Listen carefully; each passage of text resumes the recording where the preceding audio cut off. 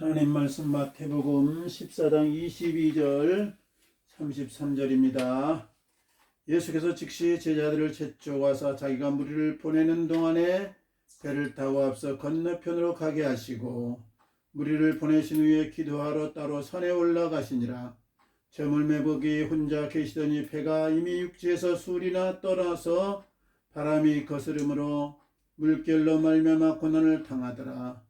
밤사경에 예수께서 바다 위로 걸어서 제자들에게 오시니 제자들이 그가 바다 위로 걸어오심을 보고 놀라 유령이라 하며 무서워하여 소리 지르거늘 예수께서 즉시 이르시되 안심하라 나니 두려워하지 말라. 베드로가 대답하여 이르되 주여 만일 주님이시거든 나를 명하사 물 위로 오라 하소서 하니 오라 하시니 베드로가 배에서 내려 물 위로 걸어서 예수께로 가되 바람을 보고 무서워 빠져가는지라 소리질러 이르되 주여 나를 구원하소서 하니 예수께서 즉시 손을 내밀어 그를 붙잡으시며 이르시되 믿음이 작은 자여 왜 의심하였느냐 하시고 배에 함께 오르매 바람이 그치는지라. 배에 있는 사람들이 예수께 절하며 이르되 진실로 하나님의 아들이로소이다 하더라. 네, 진실로 하나님의 아들이로소이다 하더라. 네, 이렇게 이제 본문 읽겠습니다. 자, 우리 오늘 제목은 해봅시다. 베드로가 물 위로 걸어서 예수께로 가되. 베드로가 물 위로 걸어서 예수께로 가되. 네, 베드로가 물 위로 걸어서 예수께로 가되. 이제 그렇게 제목을 정해봤습니다. 베드로가 물 위로 걸어서 예수께로 가되. 여기 29절에 이렇게 되어 있습니다. 오라 하시니 베드로가 배에서 내려 물 위로 걸어서 예수께로 가되. 이렇게 말씀 그대로 있습니다. 예, 그래서 제목을 거기에서 이제 지어봤습니다. 베드로가 물 위로 걸어서 예수께로 가되. 오늘 그 내용을 좀 한번 생각해 보고자 합니다. 자, 오늘 우리가 14장 이제 왔습니다. 14장 이제 반 냈습니다. 반 마태복음 반 이제 왔는데 베드로가 오늘 나옵니다. 베드로. 우리 베드로 잘 알잖아요. 12제자 중에 예수님의 제자들의 베드로, 야고보, 요한 이렇게 이제 수제자다 그렇게 얘기를 하잖아요. 수제자다. 그 중에서 이제 예수님께서 이제 특별히 인정한 제자다 이런 뜻이 될 것입니다. 수제자다. 그래서 그 중에 이제 베드로가 제자 중에서는 또 이제 말하자면 그 이제 대빵이에요. 대빵. 이제 그렇게 하는데 하여튼 이제 베드로가 오늘 나오고 이제 오늘 주요 이제 인물은 누가 나오냐면 이제 세례 요한이 나옵니다. 세례 요한. 그 다음에 이제 베드로가 또 나와요. 세례 요한 나오고 베드로 나오고 이제 이렇게 또 예수님께서 또 이제 중간에 이제 오병이어 기적을 또 행하세요. 물고기 보리떡 5개와 물고기 2마리로 이제 5,000명을 먹이셨다고 그랬어요. 남자 이제 장정만 5,000명을 먹였다고 그랬으니까 이제 여자들하고 아이들하고 다 합하면 한 2만 명은 될 것이다. 그렇게 추정을 한다고 그럽니다. 그런 놀라운 일들이 오늘 이제 적혀 있습니다. 첫 번째는 이제 세례 요한 얘기가 적혀 있고, 그 다음에 이제 오병이어 기적 이제 행한 얘기가 적혀 있고, 그 다음에 이제 베드로 얘기가 적혀 있고, 이렇게 세 가지다. 그렇게 생각하면 오늘 맞을 것 같습니다.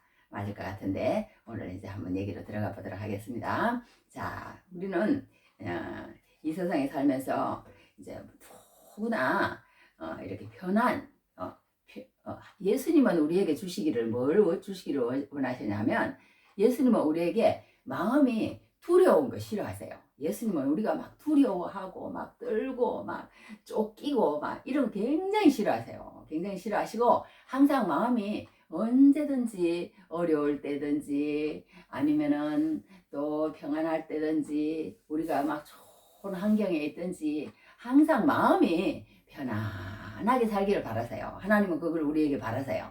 우리에게 바라시는데 우리는 조금만 어려움만 닥쳐오면은 아이고 또 이제 막 어려움 닥쳐오면은 막 입으로 막 쏟아냅니다. 막 원망도 쏟아내고 불평도 쏟아내고 막 이 말 저 말 다 하면서 막 그렇게 조금만 어려움을 오면 그렇게 해요. 그렇게 하는데 예수님은 그럴 때나 저럴 때나 항상 내가 너희와 함께 있단다. 너희와 함께 있단다. 예수님은 그러시면서 그 어려움 시기 가운데도 항상 내가 너에게 더 큰 걸 주기 위해서 더 유익을 주기 위해서 너를 또 나한테로 더 가까이 이끌기 위해서 그런 과정이 필요하다는 거예요. 그런 과정이 필요해서 너에게 주는 것이니까 응? 더 어려움을 주면 어려움을 주는 대로 하나님께서 왜 나에게 이런 일을 주실까? 이 일로 통해서 하나님께서 나에게 무엇을 바라시는 것일까? 무엇을 원하시는 것일까? 그러면서 잘 이겨내보면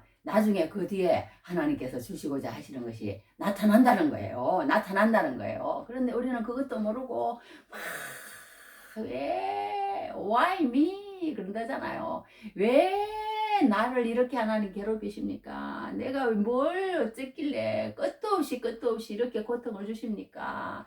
왜 나입니까? 예, 교통사고를 당하거나 막 암 사기가 걸리거나 특히 그러면 더 그런 일이 생기잖아요.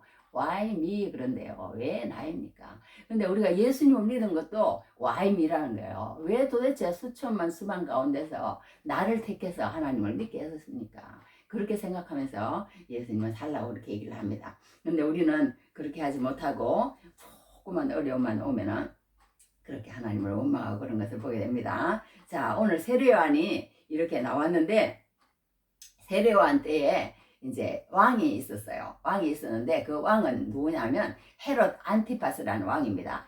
헤롯 안티파스라는 왕은 이런 분봉왕이라고 그래요. 분봉왕. 그러니까 나라를 이렇게 작은 덩어리예요. 얼마나 작은 덩어리인지 몰라. 그 작은 덩어리 가운데서도 또 나누어서 이렇게 왕이 통치를 하고 있는 거. 그 나누어진 왕들을 이제 영주 비슷한 거랍니다. 영주. 옛날에 영주. 그런 비슷한 작은 영토를 다스리는 그런 왕들을 이제 이렇게 이제 헤롯 대왕이라는 사람이 있었어요. 예수님이 태어날 때는 헤롯 대왕입니다. 헤롯 대왕.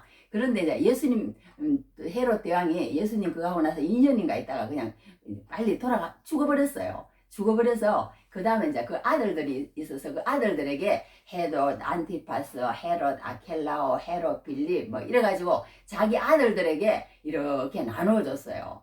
사마리아하고 또 이 지방에는 이제 말하자면 헤롯 아켈라오가 다르고 또 저 위에 갈릴리하고 또 이제 그 지방은 말하자면 이제 오늘 얘기 나오는 이 헤롯 저기 안티파스가 다스리고 또 이쪽 이두메 지역으로 하고 요 베레아 지역 이쪽 이두메 지역 같은 저쪽으로는 헤롯 빌립이 다스리고 이제 그렇게 이제 세 군데로 이렇게 나눠서 다스리게 되었어요. 다스리게 되었는데 예수님이 주로 활동하시는 그 저기 갈릴리 지방은 헤롯 안티파스라는 사람이 이제 안디바라고도 해요. 안디바라고도 하는데 그 왕이 이제 다스리고 있었던 거예요. 다스리고 있었는데 이 헤롯이 이제 좀 그때 당시에 그 헤롯의 어떤 그 저기 집안이 가게가 엄청 문란한 거예요. 막 이게 말을 할 수가 없어. 말을 할 수가 없어. 그 막 인터넷 들어가 보면 나와요. 나오는데 이 헤롯이 자기 이제 어떤 그 저기 그 어디에요? 베레아 지역 이런 그 저기 밑으로 이렇게 있는 그 나라가 있어요. 그 나비테아 왕이래.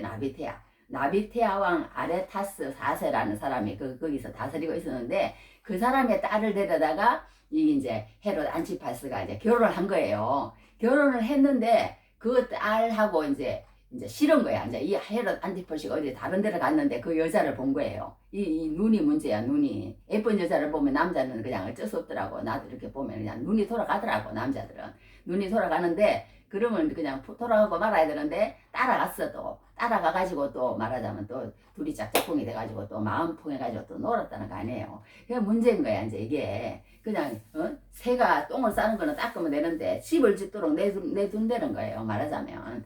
그래가지고 이 헤롯 안티파스가 자기의 이복 동생 이제 이복 동생의 아내 그러니까 원래 이제 복잡해요. 그 보면 여하튼 그런 어떤 그런 이복 동생의 아내 자기의 어떤 조카도 되고 제수도 되는 거예요. 그러니까 이복 동생의 또 딸이야. 아이고 복잡하더라고요. 보니까 여하튼 그런 그걸 또 이복 동생 말하자면 저기 아내가 돼 있는데 걔 헤로디아라는 여자를 그냥 뺏어온 거예요. 너 이혼해라. 우리 옛날에 그런 봤잖아요. 저기 거기 있어. 그런 부잣집 있잖아. 우리 알잖아. 그죠?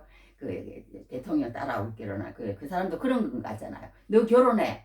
참 이혼해. 나도 이혼할게. 그래가지고 둘이 그냥 짝짝꿍이 돼가지고 또 결혼을 한 거예요, 이게. 그 정도로 막 헤롯 안티파스라는 사람은 아주 행동 자체가 그러니까 막 한 가지 두 가지가 아니라 모든 것이 그렇게 도덕적이지 못하고 막 그런 사람이에요. 그런 사람인데 이제 헤로디아를 데려다가 이제 했는데 헤로디아가 데리고 온 딸이 하나 있었어요. 그 딸이 이름이 이제 성경에는 안 나오는데 살로메라는 여자예요. 이제 역사적으로 그게 다 나와요.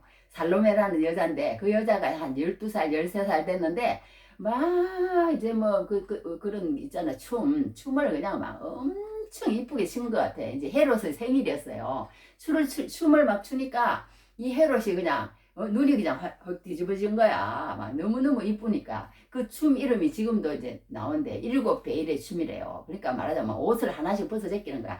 그러니까 이런 설교 시간에 참 하기도 그렇긴 하네. 하여튼 그래갖고 7베일의 춤이라는 게 막 아주 막 섹시하게 막 그렇게 막 춥겠지. 그런 거뭐 뻔하잖아요. 알랑알랑알랑한 옷을 입고는 그냥 그렇게 수제끼니까 이 헤롯 안티파스가 그냥 막 눈이 획 돌아가가지고 뭐라고 얘기하냐면 너 진짜 마음에 든다. 마음에 드니까 너 저기 뭐야 저기 뭐 추울라 그래. 진짜 마음에 드니까 너 원하는 거 다 말해. 내가 나라의 절반이라도 말하자면 줄게. 막 이런 식으로 말을 하는 거예요. 그러니까 이 헤롯이라는 사람은 막 허풍, 허세, 뭐 과시, 막 허영심, 막 이런 걸로 가득 찬 사람이에요. 이런 걸로 말하자면. 그래가지고 이제 그렇게 얘기하니까 이제 살로메가 가가지고 엄마 헤로디한테 뭐라고 얘기를 하냐면 뭘 달라고 그럴까요? 또 물어. 딸은 어쩔 수가 없나 봐. 그냥 딸은 저기 엄마 편이고 또 그런가. 여하튼 그래가지고 딸이 엄마한테 가서 그러니까 이제 세례요한이 지금 자꾸 헤롯 안티파스를 잘못했다고 그러는 거예요. 그러니까 이 지금 세례요한을 지금 말하자면 보기 싫고 듣기 싫다 이거예요. 너 그렇게 돌아다니지 말고 감옥에 가둬버린 거예요. 감옥에 가둬버린 거야. 감옥에 지금 그렇게 해놓고 있는데 죽이자니 사람들이 세례요한을 선지자로 여기니까 이 사람들이 또 폭동을 일으킬 것 같아서 죽이지를 못하고 저거 자꾸 나만 보면 그냥 막 그렇게 이 동생의 아내를 데려다가 그렇게 하는 것은 잘못됐다고 저로 듣기 싫고 그냥 막 그동안에 그냥 그랬는데 그래도 속일 수는 없는 세례요한이에요. 이거 하나 읽어드릴게요. 뭐라 그랬냐면요. 6장 20절에 이런 말씀을 해놨어요. 헤롯이 마가복음에는 이렇게 기록해놨어.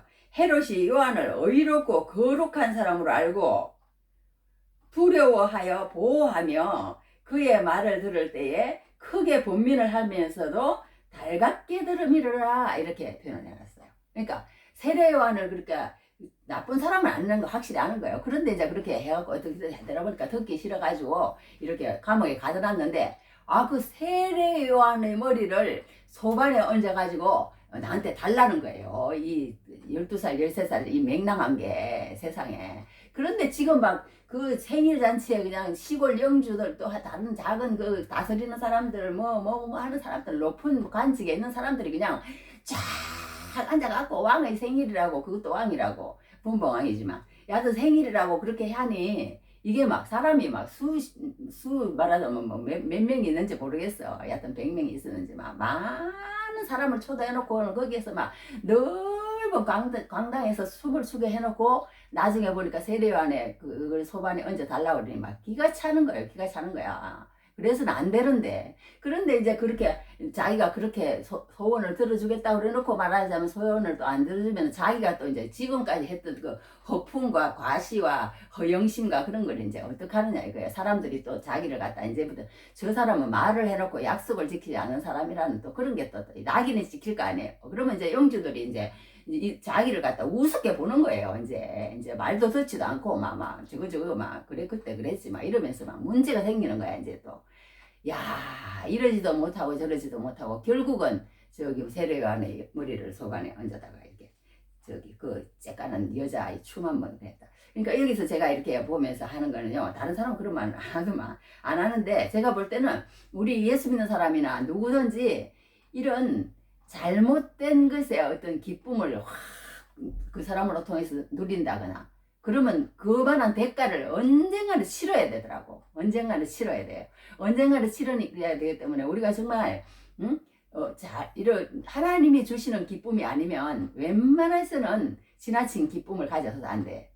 그 기쁨을 가지면은 또 그렇게 말을 안 하면 돼요. 그렇게 너 춤을 추는 그런 우리 행사에 와서 그렇게 춤을 춰라. 그 정도에서 그냥 끝나면 됐을 텐데 이게 또 쓸데없는 말을 또 하는 거야. 말을 하기는 말을 하는데 무슨 말을 하냐면 그 입다가 그랬잖아요. 내가 저기 암몬인가 거기하고 싸우고 나서 집에 가면은 참 거기 내가 우리 고향에 가면은 저기 뭐 제일 먼저 이상한 그런 말을 했잖아요. 그래갖고 자기 딸을 죽여 또 그것도 그런 이상한 그런 말을 안 했으면 얼마나 좋았겠어. 그렇잖아요. 사울도 마찬가지예요. 사울도 우리 저기 이렇게 싸울 때에 그때 이렇게 다 노력한 것을 먹고 이랬으면 더 잘 싸웠을 거예요. 그런데 오늘 그냥 뭐 입에 뭐 되는 사람은 내가 그냥 절대 용서하지 않겠다 이런 말을 해가지고 자기 아들이 죽을 뻔했잖아요. 요나단이. 그러니까 그 헌명세 그런 거에 참 우리 중요한 거 그런 걸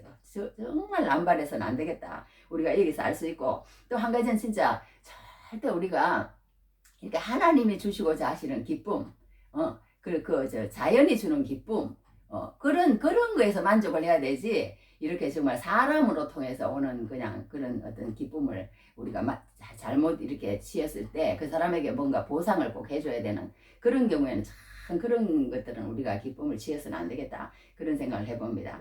해보면서 여하튼 여기에는 세 사람이 나오는데요. 어떤 사람이 나오냐면 저기 헤롯 안티파스라는 사람은 뭔가 우유부단하고 자기가 결정을 내리지도 못하고 자기 마음대로도 못하고 허풍과 허영과 과시와 막 그런 데 가득 차서 산 이런 사람 한 사람. 그러나 결국은 이렇게 또 저기 하나님의 뜻대로 살지 못하고 그렇게 그런 인생을 사는 그런 사람을 우리가 한 사람을 보고 또 한 사람은 여기 누구예요? 헤롯이라는 사람이 있고 또 누가 나오지? 헤로디아라는 여자가 나오잖아요. 이 여자가 참 문제야. 둘이 아내하고 이렇게 했는데 잠언서에도 보면 마지막에 저기 뭐야 저 그런 게 나오잖아요. 여자에 대해서 그렇게 나오는데 여자가 그런 여자가 돼야 되는데 이 여자는 그냥 자기 남편이 다른 사람 앞에 인정받고 막 그런다고 그러면은 그냥 막 모든 걸 다 하는 거예요. 다 해가지고 자기 남편을 그냥 높은 자리에 그냥 올리고 그렇게 해서 이게 무슨 누구를 찾아가게 됐대요. 그때 당시에 뭐 누구를 찾아갔다고 그러는데 영의 칭호를 얻게 하기 위해서 갈리블라를 찾아간 그런 여자인 거예요. 그러니까 자기 남편을 그러니까 어떻게 해서든 다른 사람한테 인정받게 하고 막 그러는데 이제 인정받게 하는데 뭔가 하나님의 뜻이 아닌 인정 그게 또 문제인 거예요. 우리 세상 사람들은 다 그래. 뭐 어떻게 해서라도 누구 줄을 타가지고 누구하고 그거 해서라도 그냥 어떻게 해서든지 인정받게 하고 인간적으로 그렇게 살잖아요. 그런 여자의 전형적인 모델이 누구냐? 이 헤로디아라는 여자예요. 헤로디아라는 여자. 이 세례요한은 또 우리가 생각할 때 너무너무 사람들이 다 비참하게 생각하잖아요. 세례요한을. 그런데 세례요한은 아니라는 거예요. 하나님 입장에 볼 때는 자기 사명을 다 하고 하나님께서 주신 그걸 다 하고 자기 사명을 다 하고 죽은 자를 하나님의 부르심에 충실한 사람이라는 거예요. 그러니까 우리가 이 세상적으로 볼 때는 너무 우리가 다르다는 거죠. 세상적인 눈하고 우리가 하는 거는. 그러니까 이 저기 뭐야 이 세 사람이 나오지만 우리가 이런 하나님의 일은 이렇게 서로 막 악과 선이 이렇게 싸우는 것 같지만 그 가운데서도 하나님은 하나님의 일을 이루어 가신다는 거예요. 이루어 가신다는 거예요. 그러니까 우리가 하나님이 평가할 때는 어떤 사람을 평가하느냐? 그렇게 새로운 안티파스처럼 허영심과 뭐 허영심이라는 게 우리 세상에는 그걸로 사는 사람이 많잖아요.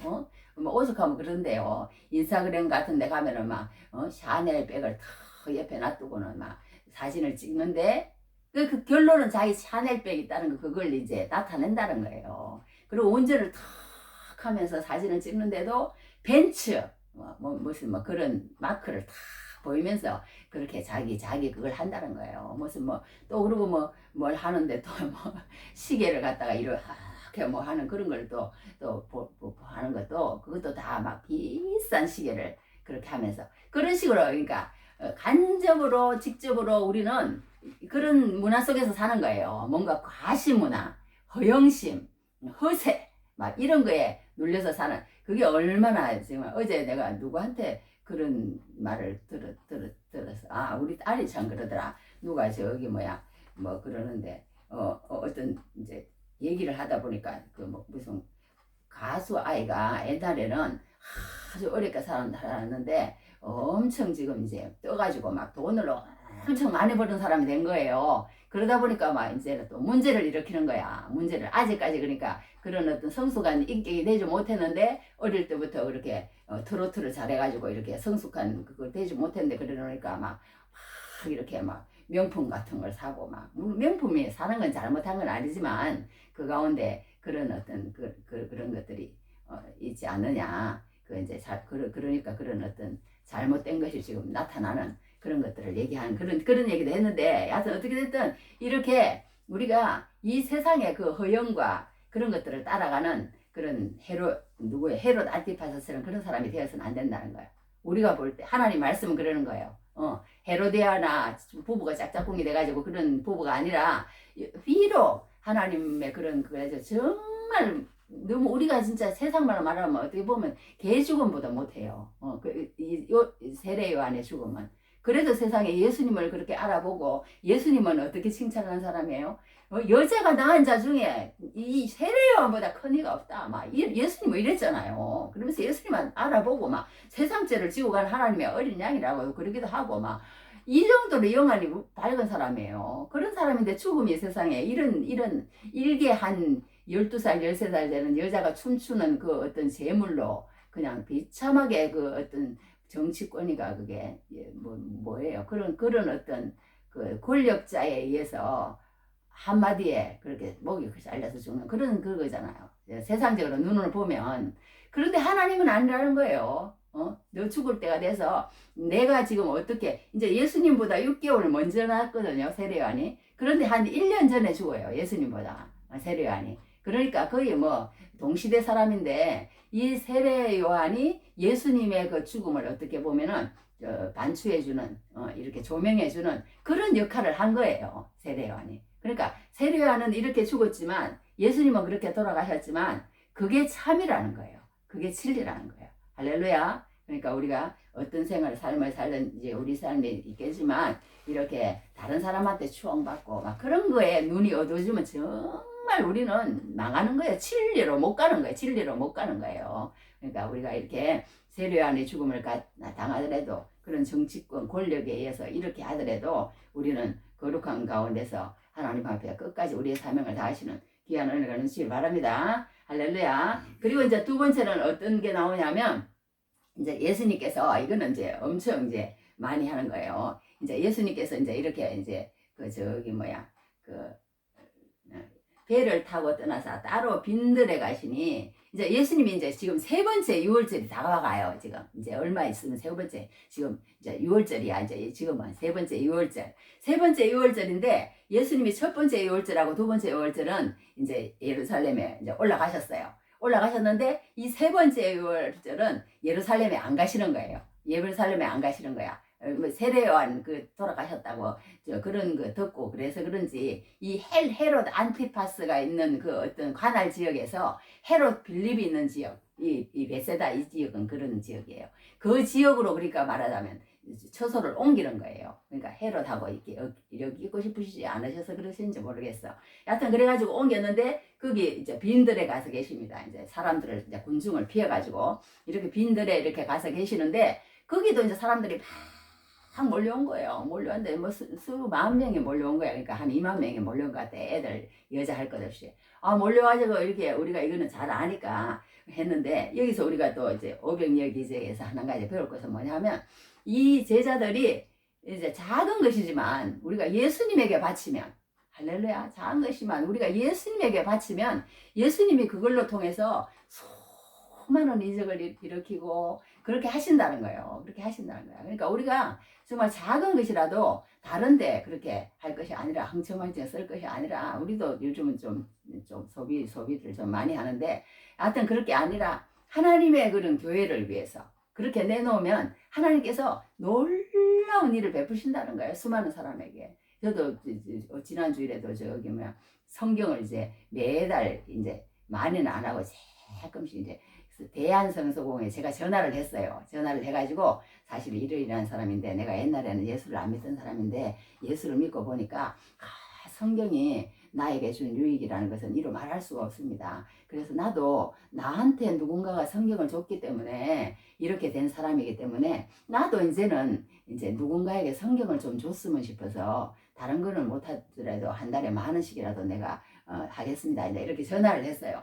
전화를 했더니 이제 계속 뭐 몇 년을 했나 했더니 이제 성경을 하나 보내주겠습니다 그러더라고. 그래서 이제 성경을 하나 보내왔길래 또 이제 5만 원을 이제 또 보냈어요. 보내면서 이제 우리 남편 목사님한테 내가 저기 주무시에서 뭐라 그러더라.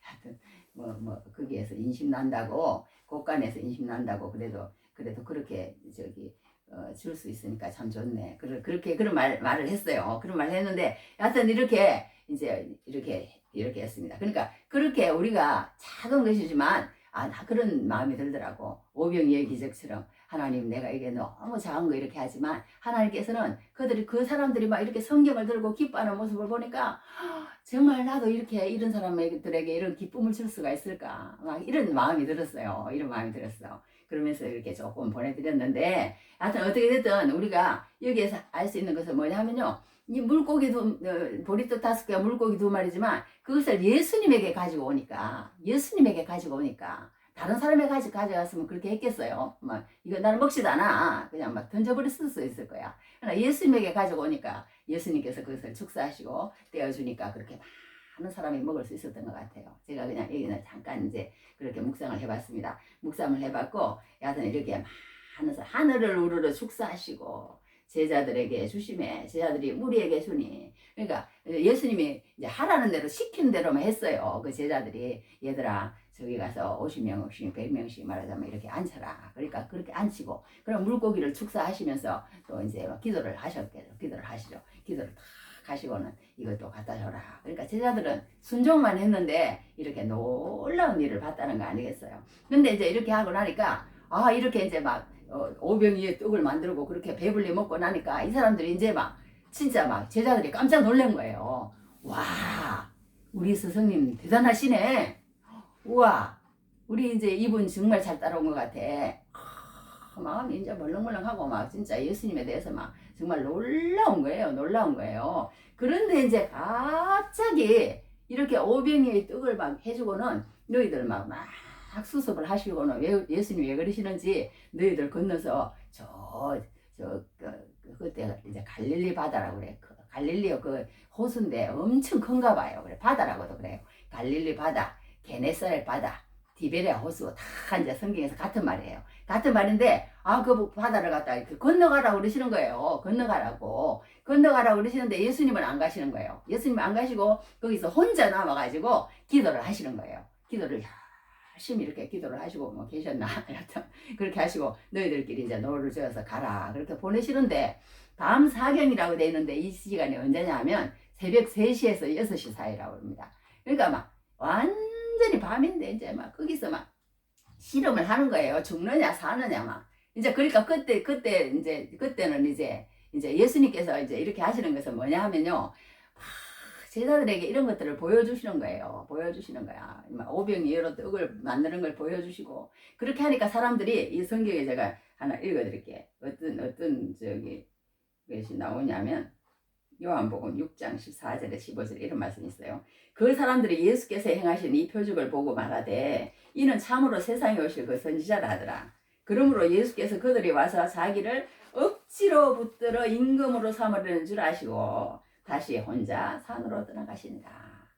억지로 붙들어 임금으로 삼으라는 거야. 자기를 임금으로 삼으려 하는 거야. 임금으로. 예수님은 이 세상에 이런 떡을 주러 오신 분이 아니라는 거예요. 떡을 주러 너희들 해방시켜가지고 우리 옛날에 일본에 그거 했잖아요. 그런 데서 해방시키고 그런 것도 중요하지만 이 이스라엘 백성들은요 이제 어떤 그 다윗의 후손 메시아가 나타나면은 자기들을 이 로마로 압제로부터 해방시켜주고 정치적으로 그냥 한자리 해서 그냥 옛날에 다윗처럼 그런 어떤 예수님을 기다린 거예요. 그런 메시아를 기다린 거예요. 아, 그런데 왔더니 그냥 돌아다닌다고 하시는, 돌아다니는 게 그냥, 뭐, 불쌍한 자들을, 그냥 병든 자들을, 그런 사람들만 만나러 다니는 거예요. 만나러 다니는 거야. 자기들이 생각하는, 그러니까, 그 동상이몽이라고 그러잖아요. 자기들이 생각하는 그 어떤 거하고, 그 예수님이 하시는 거하고 너무나 다른 거야. 너무나 다른 거야.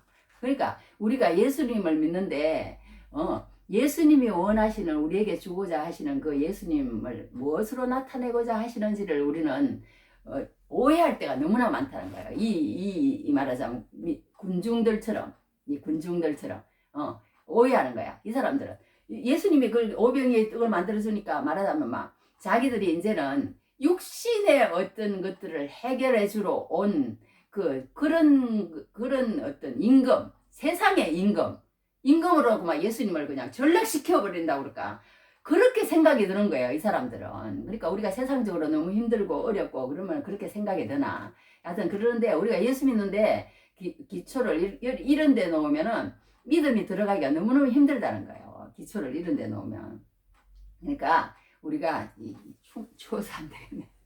기초를 이런 데 놓으면 안 된다는 거예요. 그래가지고 이제 저기 뭐야.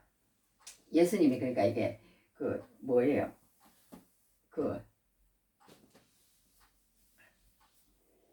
예수님을 이제 그러니까 그 어떤 임금으로 세상의 임금 그 자기들에게 어떤 떡을 만들어서 우리 그 세상에 떡을 만들어 가지고 주는 그런 임금으로 생각한 거예요. 그런데 예수님은 그게 전혀 아닌 거예요. 그게 전혀 아닌 거예요. 너희들은 나를 갖다가 세상에 우리가 그러니까 이 세상에 예수를 믿는데요. 나의 어떤 물질 문제를 해결해 주고 나의 병을 낫게 해주고 그런 예수님을 구하다가 나중에 또 진리를 발견할 수도 있지만 세상적인 것을 계속 구하면 그 예수님을 구하는 것이 아니고 예수님의 손에 들려있는 그 어떤 사온 그 어떤 선물, 물건 그것만 바라보고 있는 거야. 그리고 주면은 그냥 좋아하고 그냥 막 해결해 주면은 물질을 해결해 주든가 병을 낫게 해주든가 그러면 좋아하고 그렇지 않으면은 예수님 나한테 필요 없는 사람이고 그런 사람도 예수 믿는 사람 중에 많아요. 그러니까 내 기도 제목에 이것도 응답되고 저것도 응답되고 이것도 해주셨고 저것도 해주셨고 이렇게 손 꼽는 사람이 많다는 거예요. 이 세상에는. 근데 예수님은 그게 아니라는 거야. 동상이몽이야. 그러니까 이 사람들은 어떤 정치적인 그런 입지를 예수님께서 하나 이렇게 차지하면 자기들이 이렇게 한 자리 할 줄 알고 거기에 이제 초점에 맞추는 거예요. 제자들도 지금까지는 그래요. 제자들도 예수님을 이렇게 진짜 예수님을 못 본다니까 제자들도. 그러니까 우리가 진짜 어떤 진리 대신 예수님을 본다는 것은 정말 쉬운 일이 아닌 것 같아요. 쉬운 일이 아닌 것 같아. 예수님 그 자체로 기뻐하고 예수님 더 알기를 원하고 그것을 예수님은 원하시는데 우리 찬송가도 그런 거 부르잖아요. 예수 더 알기 원하면 그 찬송을 어떤 목사님 되게 좋아하시더라고. 그런데 저도 그걸 부르고 나서 좋아하게 됐어요. 그 진짜 불러보니까 또 구구절절이 너무너무 좋은 찬송이었어. 예수 더 알기 원하면 크고도 넓은 은혜와 대속해 주신 사랑을 간절히 알기 원하네. 내 평생의 소원, 내 평생의 소원, 대속해 주신 사랑을 간절히 알기 원하네. 이제 2절, 3절도 있어요. 있는데, 하여튼 1절만 그렇게 돼 있는데, 그 찬송이 부를 때마다 저는 좋더라고. 예수님을 알고 나니까, 나중에. 예수님을 알고 나니까, 아, 예수 믿는 게 뭔구나. 그런 걸 알고 나니까 그 찬송이 옛날에는 그냥 불렀는데, 얼마나 은혜스러운지. 몇 번을 불렀는지 몰라요. 몇 번을 불렀는지 몰라. 그러니까 우리가 이 세상에 살면서 예수를 믿는 게 참 예수를 바라본다는 게 쉽지가 않아요. 쉽지가 않아. 다 이렇게 예수를 바라보지 못하고 이 군중들처럼 어떻게 우리를 이렇게 떡 먹이는 주는 사람으로 오해하고 그렇게 할 수 있다는 거예요. 우리들도 지금 우리 예수 믿는 사람들도 그렇게 할 수 있다는 것을 보게 됩니다. 그러니까 이렇게 예수님께서 이제 그렇게 이제 또 피해 가시는 거예요. 나는 그게 아니야. 그렇게 얘기하는 거예요. 그러면서 예수님께서 뭐라고 했지? 조금 길지만 읽어드릴게요. 뭐라고 얘기했냐면 예수께서 대답하일세 내가 진실로 너에게 이르노니 너희가 나를 찾는 것은 표적을 본 까닭이 아니요 떡을 먹고 배부른 까닭이로다. 썩는 양식을 위하여 일하지 말고 영생하도록 있는 양식을 위하여 하라. 이 양식은 인자가 너희에게 주리니 인자는 아버지 하나님께서 인치신 자니라. 예수께서 이르시되 나는 생명의 떡이니 이런 세상의 떡 이런 거 아니라는 거예요. 이런 거 아니라는 거야. 예수 믿는 것은 떡이니 생명의 떡이라는 거야. 생명의 떡이니 내게 오는 자는 결코 줄이지 아니할 터요. 이런 것도 다 세상적으로 봐. 세상적으로. 근데 예수님은 그게 아니라는 거예요. 나를 믿는 자는 영원히 목마르지 아니하리라.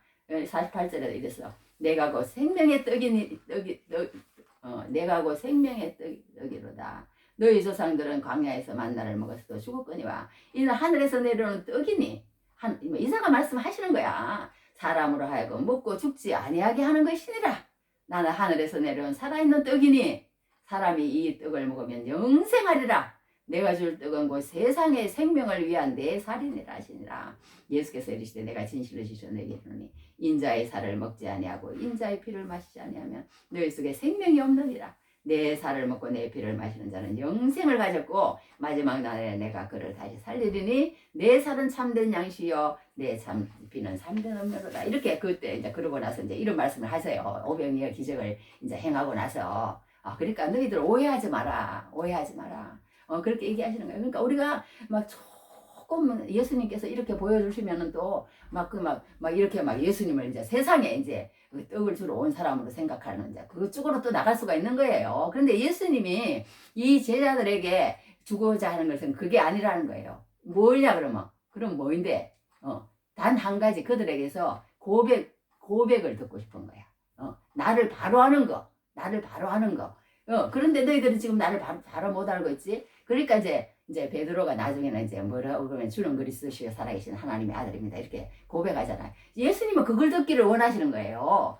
나는 그리스도다. 난 하나님의 아들이다. 너희들 그걸 알기를 원하는 거예요. 그래서 이런 여러 가지 것들을 제자들에게 보여주시는 거예요. 이렇게 오병이의 기적도 보여주시고 하나님의 아들이라는 걸 인정하라는 거예요. 인정하라는 거예요. 그러면서 이제 오늘 이제 보니까 길은 요금할게요. 이제 예수님께서 적시 제자들을 재촉하사 자기가 무리를 보내는 동안에 배를 타고 앞서 건너편으로 가게 하시고 아까 이제 다른 이제 그 곳으로 가게 하시는 거예요. 따로 산에 올라가시니라. 그러니까 혼자 계셨다고 그랬어요. 그런데 예수님이 그 제자들을 가게 한 거 아니에요. 제자들을 너 건너서 저리로 가거라 너희들. 그렇게 했는데 그렇게 예수님이 가라고 그러는데 풍랑이 있는 거예요. 그러니까 우리가 이 세상에 살면서도요. 이런 풍랑이 예수님이 가라고 했다고 해서 예수님이 또 함께 계신다고 해서 배 밑에 계셨는데 주무시고 계셨는데 어떤다고 그랬어요? 이렇게 풍랑이 일었다고 또 그때 우리 하나 나오잖아요. 나무처럼 예수님이 우리하고 같이 계셔도 우리 인간은 그런 걸 알아야 되는 거예요. 약해야 돼. 그래야 예수님을 찾아. 그 예수님. 그러니까 이렇게 풍랑이 예수님이 가라고 그랬는데 풍랑이 보통 있는 게 아닌 거야. 이 죽을 판 살 판 그냥 막 베드로는 그 물을 잘 알잖아요. 막 오늘 베드로가 나와 여기. 막 죽을 판 살 판 말하자면 그 이제 저녁 예수님 도대체 뭐야? 이거 우리 예수님하고 같이 있게 하시던가 아니면 풍랑이 잔잔할 때 이렇게 하시던가 그러면 좋을 텐데 세상에 이렇게 우리를 갖다 그냥 그게 자기한테 오시지도 않으면서 막 이럴 수 있을 것 같아. 여하튼 그렇게 하고 했더니 막 풍랑이 막 그러니까 죽을 판 살판 그러고 막 풍랑하고 싸우고 있는데 저기에서 뭔가 오시는 거예요. 뭔가 무리로 걸어오시는 거예요.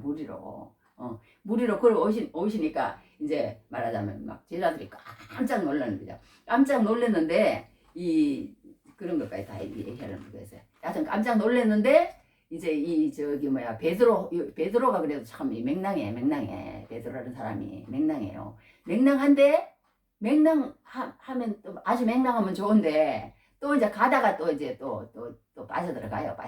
하여튼 그런데 베드로가 뭐라고 그러냐면 주님 다른 사람은 막 유령이다 막 이래요. 유령 이상을 막 무리를 막 그 폭풍을 뚫고 오니까 유령이라고 생각할 만도 하죠. 다른 제자들은 그냥 배 안이 안전하다고 생각하고는 막 배만 탁 붙으면 죽더라도 배하고 같이 죽어야 돼. 그리고는 막 찾고 있는 거예요. 찾고 있는 거야. 그런데 이 베드로는 그러니까 조금 저기 좀 그런 데가 있어요. 그래가지고 주님 보고 한다는 얘가 주님 알아보는 거예요. 그러니까 주님이시거든 나를 저기 오라고 그래 주세요. 그렇게 얘기하니까 예수님이 베드로 지 마음대로 그러니까 막 가서 또 이러면은 또 그것도 안 되지. 예수님이 오라고 그래야 또 가야 될 거 아니에요. 그러니까 예수님이 오라고도 그랬어요. 그러니까 이제 베드로가 이제 예수님을 바라보고 이제 가다가 이제 이렇게 몇 발자국을 뛰었는지는 잘 모르겠어. 여하튼 이렇게 저기 바다 위를 걸었어요. 걸었는데 가다가 여기 뭐라고 기록을 돼 있냐면 바람을 보고 무서워 빠져가는지라 이렇게 해놨습니다. 이렇게 해놨어. 그러니까 우리가 생각할 것은 뭐냐면 우리 인생이라는 것은 어떤 사람이 표현하기를요.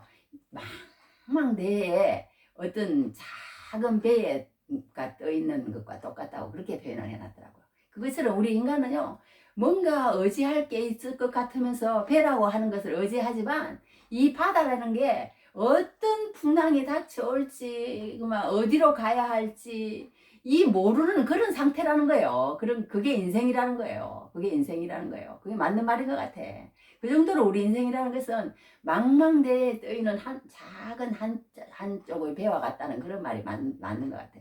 그런 게 우리 인생입니다. 우리 인생이에요. 인생인데 이 신앙이라는 것은 또 뭐냐? 신앙이라는 것은요, 그거보다 더 쉽지 않은 것 같아.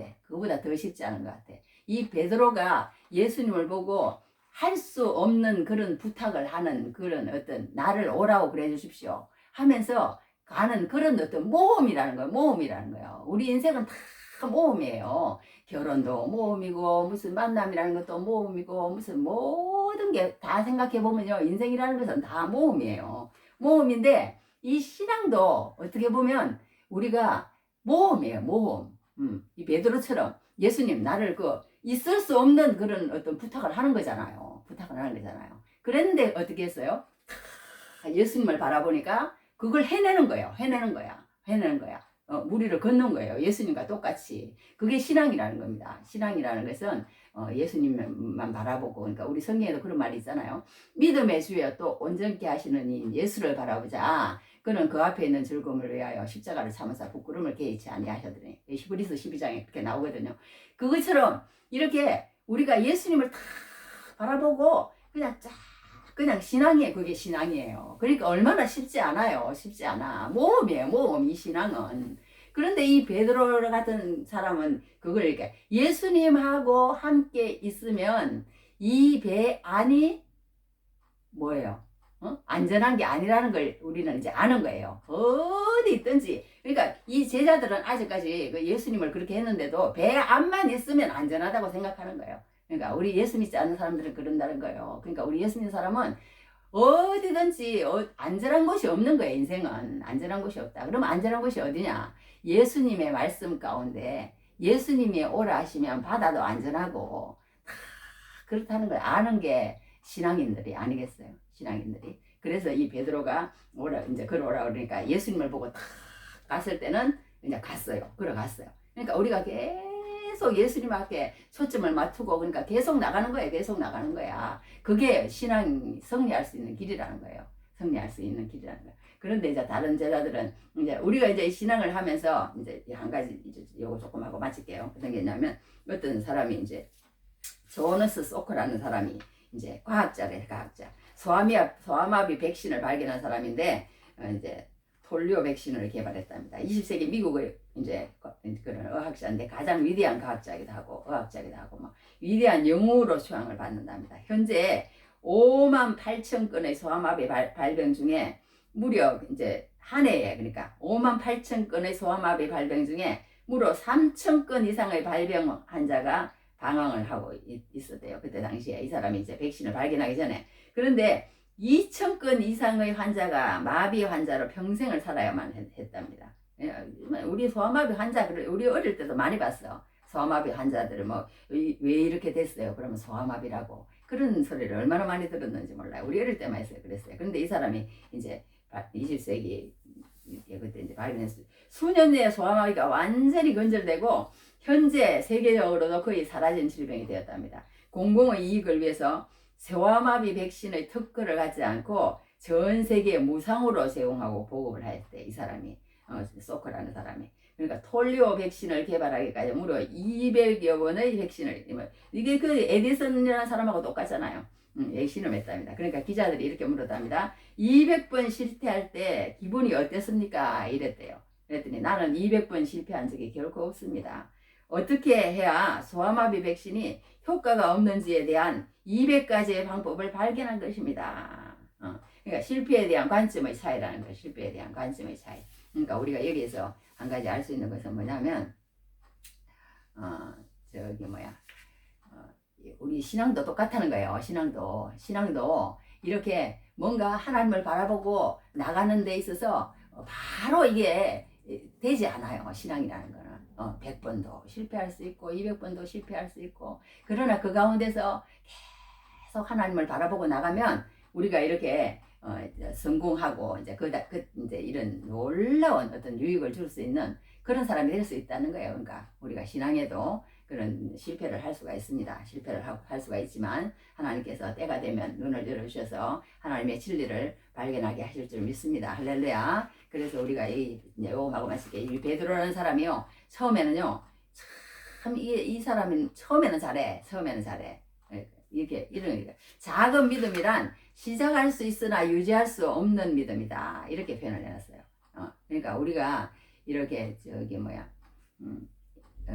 베드로라는 사람이 어떤 사람이냐면 막 장담은 엄청 잘해요. 엄청 잘해가지고 주는 그리스도시요 살아계신 하나님의 아들입니다. 알기도 잘 알아. 그러고는 그냥 갑자기 그 자리에서 또 무슨 또 그게 있냐면, 예수님이 나 이제 십자가에 못 박혀 돌아가게 될 거야. 그러니까 절대로 안 됩니다. 예수님. 그러면서 막 예수님을 또 말려. 그러니까 안 되니까 막 예수님이 또 사탄아 물러가라 막 이렇게 또 말씀하시기도 하고 막 이렇게 엄청 기복이 심해요. 베드로라는 사람이. 또 한 번은 또 어떻게 했어요? 내가 예수님 죽을지라도 예수님을 절대 부인하지 않겠습니다. 막 이러잖아요. 그런데 나중에 이제 또 이제 3번 부인해가지고 또 닫기 울고 막 이런, 우리 잘 알잖아요. 그런 베드로가 그런 사람이에요. 그런 사람. 그러니까 우리 사람은 이렇게 여러 가지 베드로처럼 이런 게 있을 수밖에 없는 것 같아요. 그러니까 베드로도 여하튼 그랬습니다. 그런데 이 베드로가 중요한 것은 뭐냐? 아까 빠져갈지라도 주여, 그래 예수님을 부른다는 거예요. 주여 나를 살려주십시오. 그렇게 한다는 거예요. 그러니까 우리가 참 여기도 중요한데, 우리가 여기서 한 가지 알 것은, 참 우리가 무슨 할 때 있을지라도 어려움에 닥칠지라도 예수님을 부르면 또 예수님이 우리를 도와준다는 거예요. 그러니까 우리가 이 베드로가 이런 사람이었지만 나중에 또 어떤 사람이 돼서 베드로가 끝까지 예수님을 믿고 또 그렇게 가다 보니까 이렇게 좌충우돌 말하자면 이렇게 하는 사람이지만 나중에 어떻게 했어요? 무슨 말을 베드로가 했냐면 이랬어요. 저기 성전 미문에 앉아있는 사람한테 금과 은은 내게 없지만 나사렛 예수의 이름으로 일어나 걸어라 막 이런 사람이 되잖아요. 나중에 베드로가 또 나중에 또 무슨 그랬어요. 다른 이름 쓰는 구원을 얻을 수 없나니 천하 인간의 구원을 얻을 만한 다른 이름을 주신 리 없느니라. 아이고 이런 말까지 다 한다니까 베드로가. 또 그리고 막 그 공회원들하고 그 사람들이 베드로에게 뭐라 그랬어요? 너 이제 예수 이름으로 다시는 말하지 마. 그랬다가는 너 그냥 확 그냥 막 이러면서 막 베드로를 갖다가 겁주고 막 야고보도 그때 죽이고 막 그 다음에 베드로도 죽이려고 막 감옥에 가지고 막 이런 막 살벌한 분위기잖아요. 살벌한 분위기. 그런데 뭐라고 얘기해요? 내가 너희들 말을 듣는 게 옳냐? 내가 하나님 말씀 듣는 게 옳냐? 나는 하나님 말씀을 들을 것이다. 막 이렇게 말을 하는 거예요. 여기 그거 하나만 읽어드릴게요. 하여튼 사람보다 하나님 말을 믿는 것이 하다고 그렇게 또 베드로가 말을 했어요. 요거만 읽어드릴게요. 사도행전 5장 29절에 베드로와 사도들이 대답하여 이르되 사람보다 하나님께 순종하는 것이 마땅하니라. 그러면서 그냥 하나님 말을 듣지 왜 누구 말을 듣느냐 막 이렇게까지 말을 하면서 나중에 결국은 이제 진리를 알고 그 가운데서 성령으로 통해서 못 배워서 베드로는 참 거꾸로 참 이렇게 십자가 못 박혀 돌아가신다. 여하튼 그렇게 돌아가셨는데 여하튼 우리가 말하다 보니까 또 이렇게 길었는데 어떻게 됐든 우리가 오늘 여기에서 알 수 있는 것은 뭐냐 하면 정말 우리가 너무 이렇게요 예수님이 우리에게 막 많이 뭘 이렇게 한다고 해서 또 그 믿음이 꼭 자라는 것만 아니라는 거예요. 그러니까 우리가 막 성공한 사람 뭐 한 사람 그런 사람이 믿음이 좋을 것 같죠. 그렇지도 않아요. 그렇지도 않아. 또 그렇다고 예수님이 이제 그러니까 이제 갑자기 또 막 어려움에 막 집어넣잖아요. 어려움에 집어넣으니까 또 이제 어려움에 집어넣은 대로 또 거기에서 또 실족하는 거야. 이 제자들은 또 그것만 또 붙잡고 막 두려워서 막 이렇게 하는 거예요. 그러나 베드로는 안 그럴 거예요. 그런 가운데서도 또 우리가 그러니까 예수님은 이런 환경도 주시고 저런 환경도 주시면서 우리에게 예수님께서 바라시는 것은 무엇이냐? 바라시는 건 무엇이냐? 내가 어떻게 하면 성공하고 어떻게 하면 이 땅에서 잘 먹고 잘 살고 그 어떤 뭐라 그럴까 루틴 가운데서 그것을 이력을 쌓아가면서 어떤 그런 그 스펙을 쌓기만을 바라시는 하나님이 아니라는 거예요. 그 모든 것 가운데서 하나님은 뭘 바라시냐? 뭘 바라시냐? 거기에 초점을 두지 말고 너희 믿음이 그 가운데서 어떻게 하면 자라서 어떻게 하면 예수님을 바로 알아들이고 어떻게 하면 그 가운데서 예수님께서 주시고자 하시는 그 믿음을 키워나가느냐. 믿음을 키워나가느냐. 예수님은 그것을 보신다는 것입니다. 할렐루야. 그래서 우리 찬송에도 이런 찬송을 합니다. 거친 파도 날 향해 와도 주와 함께 날아오르리. 폭풍 가운데 나의 영혼 잠잠하게 주를 보리라. 우리 이런 찬송을 하거든요. 그러니까 거친 파도가 오더라도 주님과 함께 오르면 될 줄 믿습니다. 할렐루야. 그러므로 우리가 늘 주님만 바라보고 승리하시는 믿음의 장부들 되시는 귀한 은혜를 넘치길 바랍니다. 베드로가 물 위로 걸어서 예수께로 가되 기도하겠습니다. 하나님